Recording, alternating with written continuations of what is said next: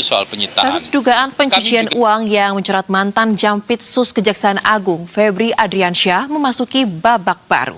Setelah penggeledahan sejumlah lokasi hingga penahanan di rumah tahanan atau rutan KPK, perkara tersebut kini bergulir melalui sidang perdana pra-peradilan di Pengadilan Negeri Jakarta Selatan.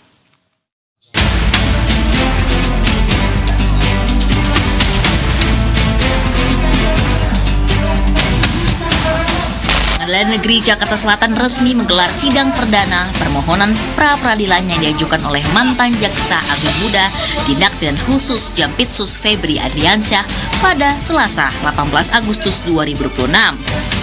Kuasa hukum Febri Adriansyah mengungkapkan pihaknya mengajukan 2 gugatan pra-peradilan dan sidang ini akan digunakan untuk menguji sah atau tidaknya sejumlah tindakan dalam proses penanganan perkara yang menjerat kliennya.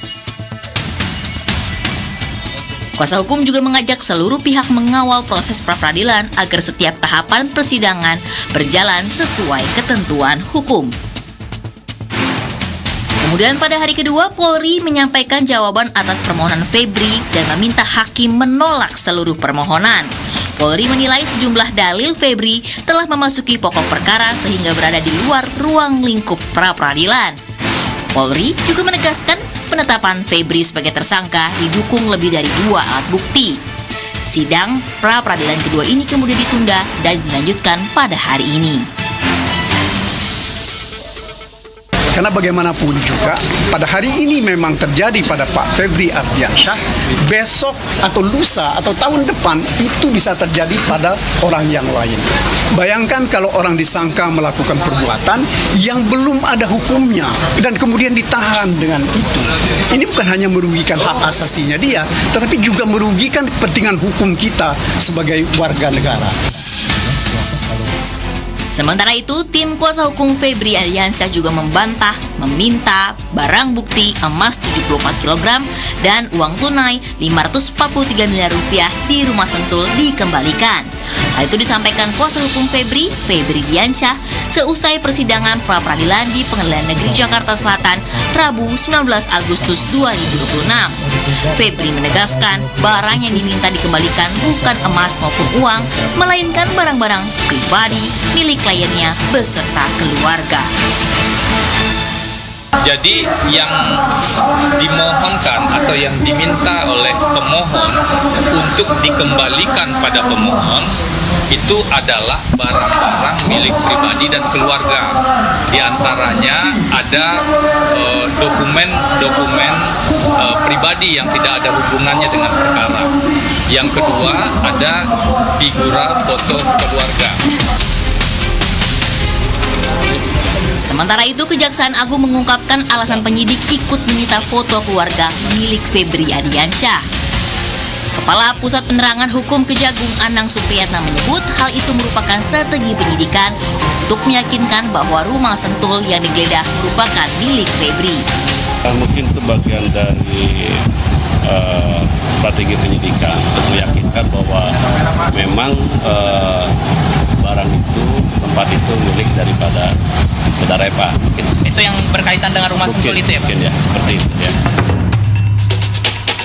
Ya, kasus ini bermula dari penggeledahan di belasan lokasi di Jakarta, Banten, dan Jawa Barat pada 8 hingga 10 Juli. Salah satu lokasi yang digeledah adalah rumah pribadi Febri Adriansyah di kawasan Sentul, Kabupaten Bogor. Dari sejumlah lokasi itu, penyidik Polri menyita 74 kg emas batangan, uang tunai beragam mata uang senilai ratusan miliar rupiah, serta sejumlah dokumen. Polri kemudian menetapkan Febri sebagai tersangka dugaan korupsi dan pencucian uang. Penyidikan lalu dilimpahkan ke Kejaksaan Agung yang menerbitkan sejumlah surat perintah penyidikan baru terkait dugaan korupsi. Hingga pada 24 Juli malam, Febri resmi menjalani penahanan di rutan KPK usai diperiksa sebagai tersangka TPPU di Kejaksaan Agung. Saat itu, Febri menyebut dirinya merasa dikriminalisasi. Menurut saya, ini belum cukup untuk dilakukan penahanan. Di Gedung Bundar tidak pernah seperti ini. Di gedung Bundar tidak pernah seperti itu. Semua alat bukti harus dikonfirmasi dan diperdalam dulu. Dan berkali-kali dilakukan expose, baru kita yakin bahwa ini tidak zolim, sehingga kita tetapkan tersangka, dan barulah kita melakukan penahanan. Tapi ini sudah menjadi keputusan pimpinan. Saya siap menghadapinya, ya, dan saya merasa memang ini kriminalisasi. Kini persidangan pra-peradilan bukan hanya menjadi arena pengujian status tersangka, tetapi juga menjadi momen untuk membuka secara terang apakah seluruh proses hukum dalam kasus ini telah berjalan sesuai aturan. Tim Liputan, Berita 1.